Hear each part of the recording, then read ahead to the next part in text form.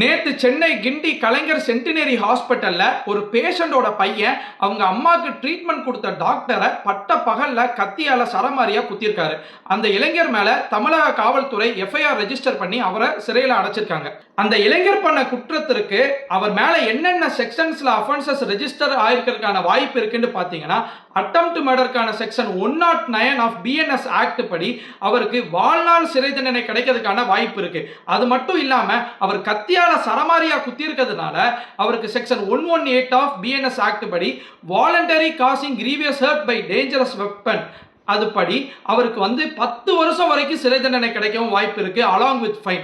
ஒரு public servant இப்படி பண்ணியிருக்கிறதுனால section 121 of BNS act படி மேலும் ஒரு 10 வருஷம் சிறை தண்டனை அலாங் வித் ஃபைன் கிடைக்கிறதுக்கான வாய்ப்புகளும் அவருக்கு இருக்கு. இந்த குற்ற சம்பவமானது எதனால நடந்திருக்கலாம்னு சொல்லி மீடியால காட்டப்படுதுன்னா, இந்த இளைஞரோட அம்மா ஒரு கேன்சர் பேஷண்ட். இந்த ஹாஸ்பிட்டல்ல அட்மிட் பண்ணி அவங்களுக்கு பல மாசமா ட்ரீட்மெண்ட் நடந்திருக்கு. இந்த விக்டிம் டாக்டர் தான் இந்த ட்ரீட்மெண்ட்டையும் பார்த்திருக்காரு. ட்ரீட்மெண்ட்டை ப்ராப்பரா அந்த இளைஞரோட அம்மாவுக்கு கொடுக்கல. அது மட்டும் இல்லாமல் ஏதாவது அவங்க ஒரு டவுட்டு கேட்டாங்கன்னா அவங்கள ஆங்கிலத்தில் திட்டுறது, நோட்டை கொண்டு மூஞ்சில் எரியுதுன்னு சொல்லி அவங்கள இல் ட்ரீட்மெண்ட்டும் பண்ணியிருக்காங்க.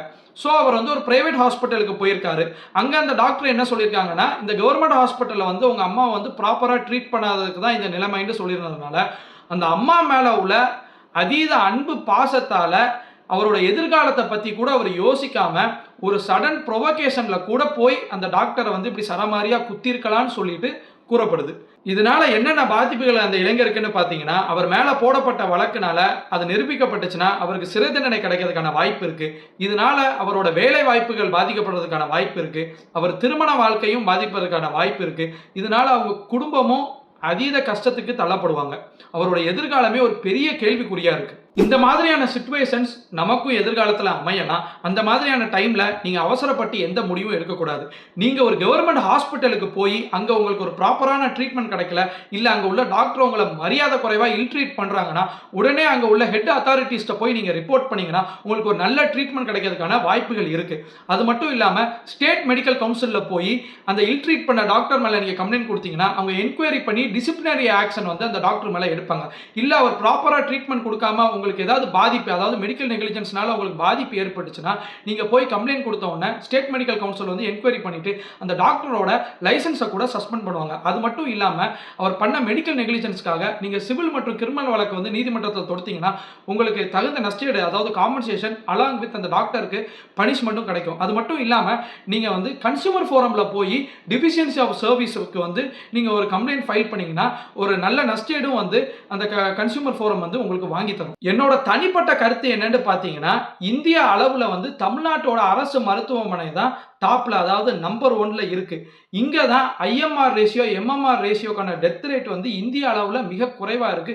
பல உலக நாடுகளுக்கும் நம்ம முன்னுதாரணமா இருக்கும். இந்த ஹாஸ்பிட்டலை கூட ஓபன் பண்றப்ப கவர்மெண்ட் என்ன சொன்னாங்கன்னா, அப்படிப்பட்ட உயர்தர சிகிச்சைகள் கொடுக்கிற மருத்துவமனைன்னு சொல்லி தான் ஓபன் பண்ணாங்க.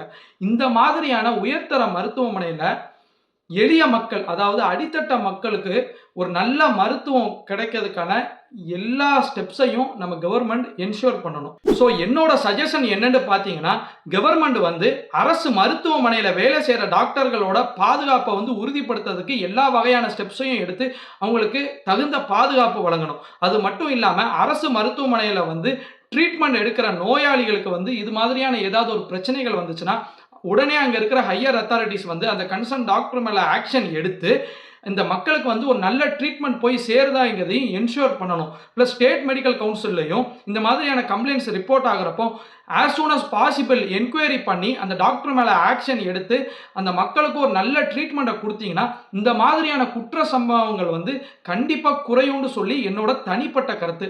மக்களாகிய உங்களோட கருத்தையும் இந்த கமெண்ட் பாக்ஸ்ல என்னன்னு நீங்க பதிவிடுங்க. நன்றி.